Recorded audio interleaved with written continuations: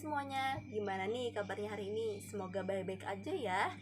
Perkenalkan, nama saya Suksa Fitri. Di sini saya akan menjelaskan mengenai keselamatan kerja di laboratorium. Kalian tahu nggak sih kenapa penting adanya keselamatan kerja di laboratorium? Ayo, siapa yang tahu? Jadi, selama melakukan kegiatan pengamatan di laboratorium, banyak peralatan yang bisa membahayakan, contohnya saja listrik, benda berat, dan benda pecah belah. Penggunaan alat-alat yang berbahaya tersebut menyebabkan pentingnya keselamatan kerja di laboratorium, mengingat kecelakaan yang sering terjadi yang disebabkan kelalaian dari peneliti. Keselamatan kerja dalam laboratorium mencakup keselamatan saat menggunakan alat maupun keselamatan individu saat melakukan percobaan. Beberapa prinsip keselamatan kerja yaitu yang pertama, mengikuti segala perlindungan praktikum, contohnya kacamata, jas lab, sarung tangan, sepatu, dan kaos kaki sebelum masuk laboratorium. Yang kedua, mengikuti petunjuk atau aturan dalam pemakaian alat. Yang ketiga, memahami prosedur kerja sebelum praktikum. Yang keempat, menggunakan semua peralatan dan bahan secara hati-hati. Yang kelima, tidak ragu bertanya kepada pembimbing di laboratorium atau guru jika ada permasalahan atau ada yang kurang dipahami.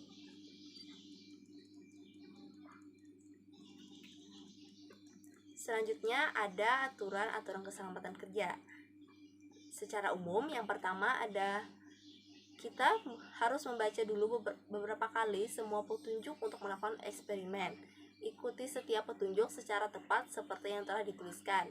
Yang kedua, jangan pernah melakukan kegiatan yang tidak diizinkan oleh guru. Yang ketiga, jangan pernah menggunakan peralatan kecuali Anda telah diberi izin. Yang keempat, selalu berhati-hati untuk tidak menumpahkan bahan-bahan di dalam laboratorium. Yang kelima, jangan pernah makan makanan atau kudapan di dalam laboratorium. Yang keenam, cuci tangan Anda sebelum dan sesudah melakukan eksperimen. Yang ketujuh, setelah eksperimen selesai dilakukan, bersihkan daerah kerja dan kembalikan semua peralatan ke tempat semula. Yang kedelapan, padamkan semua pembakaran sebelum meninggalkan laboratorium. Selanjutnya ada aturan-aturan keselamatan pada mata. Yang pertama, gunakan kacamata pelindung untuk keselamatan saat melakukan kerja dengan zat-zat kimia, nyala api terbuka, atau zat-zat lain yang mungkin membahayakan mata. Yang kedua, jika terjadi kontak mata dengan zat-zat kimia, segera bilas dengan air. Selanjutnya ada keselamatan terhadap benda panas. Yang pertama, laksanakan prosedur yang sesuai ketika menyalakan sebuah pembakar bunsen. Yang kedua, untuk menghindari sengatan panas, gunakan jepitan atau tang dan pemegang tabung uji atau sarung tangan tahan api. Yang ketiga, ketika memanaskan sebuah tabung uji atau botol uji, selalu arahkan menjauhi diri sendiri dan teman. Lalu ada keselamatan terhadap api. Yang pertama, ketika bekerja di dekat nyala api yang terbuka, ikat rambut panjang untuk menjaganya dari sambaran api. Yang kedua, jangan melintas di dekat suatu nyala api yang terbuka. Yang ketiga, jangan memanaskan zat apapun dalam suatu wadah tertutup. Yang keempat, jangan memanaskan pelarut-pelarut yang dapat terbakar secara langsung. Yang kelima, pahami lokasi dan cara menggunakan alat pemadam kebakaran dan baju tahan api. Lalu ada keselamatan terhadap peralatan mudah pecah. Yang pertama, jangan menggunakan alat mudah pecah yang retak atau gempil karena alat tersebut dapat hancur pada kondisi hampa udara. Yang kedua, jangan memaksa saat memasang tabung kaca ke penjepit berkaret. Yang ketiga, jangan memanaskan alat mudah pecah yang belum benar-benar kering. Yang keempat, jangan mengangkat alat mudah pecah dalam keadaan panas kecuali menggunakan sarung tangan panas.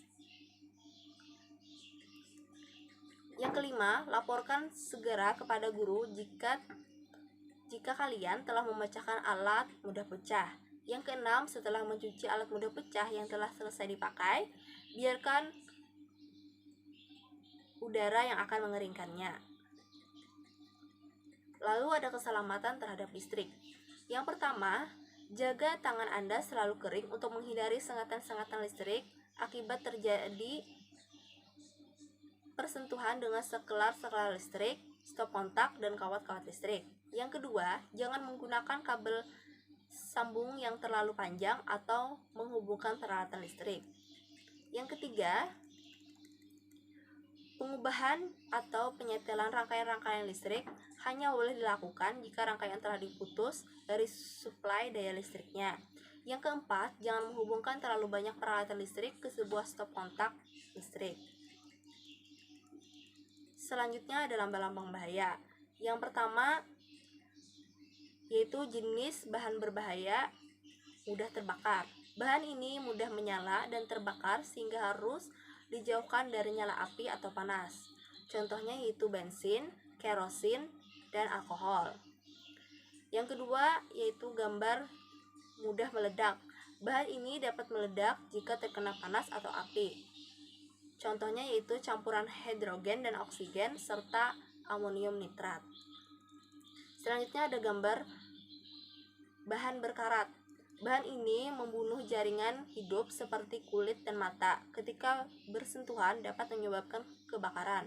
Contohnya asam kuat dan alkali, misalnya asam sulfat, asam klorida, asam eksnitrat, natrium hidroksida, kalium hidroksida. Selanjutnya ada bahan beracun. Bahan ini beracun ketika dihirup, ditelan, atau diserap oleh kulit. Ketika menggunakan bahan ini, selalu ikuti petunjuk yang diberikan. Contohnya itu raksa, metanol, sianida, dan klorin. Selanjutnya ada bahan iritasi. Gambar bahan iritasi. Bahan ini dapat mengiritasi kulit. Bahan ini menghasilkan uap yang dapat mengiritasi mata, hidung, dan tenggorokan. Misalnya fenol, kloroform, dan uap bromin. Lalu yang terakhir ada bahan radioaktif. Bahan ini memancarkan radiasi yang sangat berbahaya bagi manusia. Bahan ini harus disimpan dalam wadah timbel. Contohnya karbon radioaktif, uranium, dan plutonium. Nah, selanjutnya ada langkah-langkah yang harus dilakukan jika terjadi kecelakaan di saat eksperimen pada laboratorium.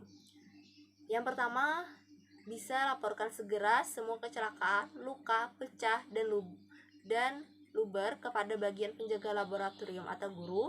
Yang kedua, bila bahan kimia masuk ke mulut, ludahkan ke bak cuci dan kumur-kumur mulut berkali-kali. Juga bila bahan kimia mengenai bagian tubuh atau pakaian, cuci hingga bersih dan lapor kepada penjaga laboratorium atau guru. Nah, demikian penjelasan mengenai keselamatan kerja di laboratorium. Semoga bisa bermanfaat. Salah hilapnya mohon maaf. Wassalamualaikum warahmatullahi wabarakatuh. Terima kasih.